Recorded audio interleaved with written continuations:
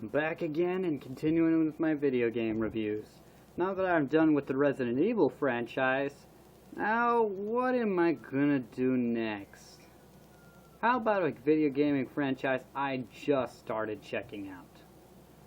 One that has actually kind of gained my admiration for being based off of such a simple subject. It has no zombies or soldiers or not really all that much violence. Many of you are probably familiar with the Wright Franchise. I don't know if it's like Ace Attorney or something like that, but what I do know is that it is some franchise. It's just unusual but somehow admirable. Wright has become someone that many people look up to in the law. I'm not one of them because I'm not a hardcore fan. But I have watched I have played two of the games, Justice for All and Trials and Tribulations. And good lord, do they get intense. Trials and Tribulations is pretty much based around a lot of the same events. I mean, it's just Wright solving multiple crimes that one leads to another, and they all come together in one big conclusion. Now, let's talk about the characters, heroes, and villains. You got Wright, who's an attorney in a court in a God knows where.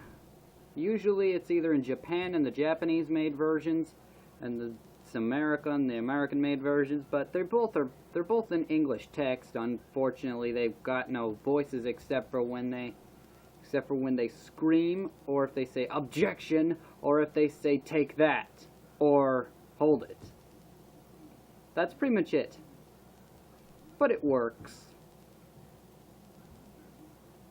Now, you've also got another person named Maya Fey and her family. Let's see, there's Mia Fey, Pearl Fey, and there was a lot of other members of the family who I couldn't really care for, and plus, there's the Hawthorns. Yeah, when I said I was going to talk about the villains, Dahlia Hawthorne is probably the one villain I really didn't want to talk about. She is the most deceptive villain ever in a video game. Seriously, even more deceptive than Ada Wong. And even though she's kind of a giveaway of being a spy, but you kind of figure it out right from Resident Evil 2, but okay, I'm getting off track. Anyway, she's kind of a femme fatale in a different style. She actually plays herself off as the innocent sweetheart to trick people into her way of thinking, when really under that cute and innocent exterior is a vengeful demon with no care for anyone but herself. She's the main villain, so to speak, in Trials and Tribulations, and I think some people say she appears in Justice for All, but I'm not really sure. She's able to play herself off after she's executed, spoiler alert, executed for being guilty of murdering someone. She's been able to play herself off as her twin sister Iris. Now, I kind of feel sorry for Iris for her twin sister being such a nutcase. But her backstory does seem really legitimate and believable. She was just never really loved as a child. Okay, and her sister was the only one to comfort her. Okay, that actually sounds kind of believable. If they're trying to make me feel sorry for Dahlia, it's not working.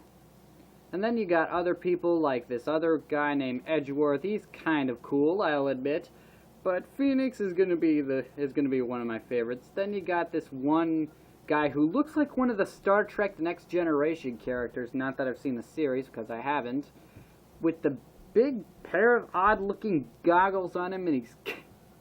Seriously, I swear these lawyers drink more coffee than Seattle, New York, and Chicago combined.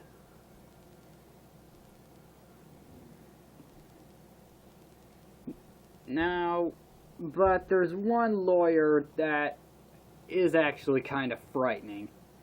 Franziska von Karma. Ugh. I gotta admit, this German lunatic is, well, a lunatic. She's probably the only lawyer in the world who carries a whip. Seriously, if Indiana Jones and Zorro launched the whips into a fashion trend, well, not a fashion trend, but a common trend in the media, Franziska von Karma put it in video games. I know Simon Belmont was the first, but she's the only person who made whipping frightening. Seriously, she whips Phoenix unconscious in the first court that she loses. I mean, the first case that she loses, because the Von Karmas are famous for being perfect lawyers, as her father was a famous lawyer who almost never lost, except for one case. And then Phoenix beat Franziska in one case, and she's not a good loser. Then in Trials and Tribulations, she comes back. My God. And I was like, ugh, must Von Karma haunt us again? But turns out she's actually a protagonist in the game, not an antagonist. Not that I'm really sure if she's a protagonist in the first game. I mean, in like Justice for All, but it turns out she's a pretty good lawyer and also a really good partner. I actually kind of see a future with her and Phoenix, considering how much they work together. Yeah, I can see that. It could be a bondage relationship. Nah, that joke is below me. I apologize. Now, why does this game work so well? I don't know. I guess it's because it's the only game that can make court cases look intense. Most of us see jury duty as nothing but a painful thing to go through, just listening to a scumbag plea and having people accuse the scumbag of being a scumbag and seeing the scumbag either get away scot-free or go to jail. But this franchise seems to work. Is it just because Phoenix is really cool with the way he says, "Objection"? But I don't know. If Wes and Larry could make him look funny and the games could make him look awesome, I'm not going to deny this franchise. Even though I've only played 2 of the games, I'm going to admit this game deserves almost a 5-star rating. Just because one of the characters royally pisses me off. And that is Dahlia. She tricked me, she bamboozled me, and I don't care anymore. Okay. 4 3/4 stars out of 5 for the Phoenix Wright franchise. I don't know what it's called, truthfully, but I've got nothing else to say about it. It's just an awesome franchise, and I can see why he was put in Marvel vs. Capcom games, even though I don't really see how a lawyer can be threatening.